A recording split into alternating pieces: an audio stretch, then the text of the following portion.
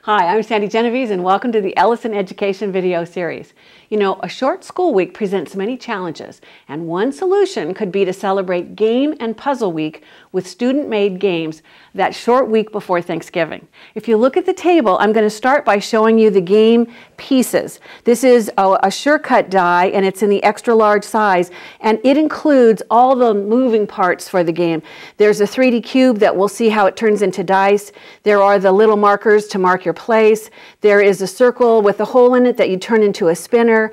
There are game cards that will have the skills that you're going to place, and then the arrow that's going to actually be spun on the spinner. But of course, you need the pathway, or you need the game board itself, which is what I cut here out of white. And I cut it out of white because I think that kids would enjoy coloring their own. So if you want to look at a finished one, here's one that's completed.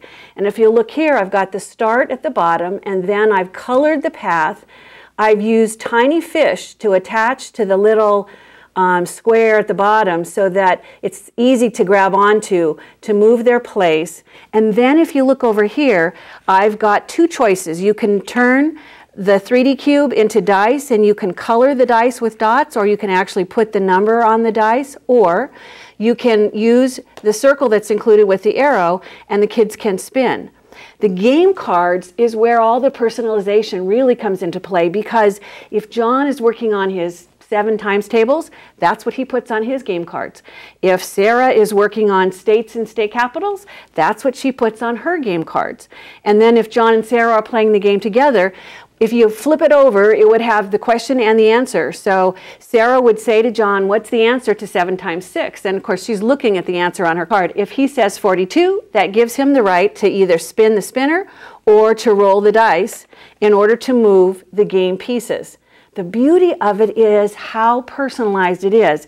Every time that skill is mastered, you whoosh those cards away and you create new cards. The kids will enjoy personalizing the game board. If they want to have certain places where there's shortcuts, or if you land on certain ones, you have to skip a turn, or you get an extra turn, or you go back 3 spaces. The whole point of making it yourself is that you get to personalize it. And look at this. When the game is done, because I've created the game onto a file folder, all I need to do is I would take the cube and flatten it back out so that they can all sit inside. I can do the same thing with the game pieces.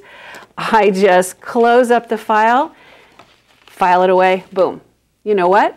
Why not set aside Monday and Tuesday for students to make their games, and then turn Wednesday into game day and let everyone play their personalized games?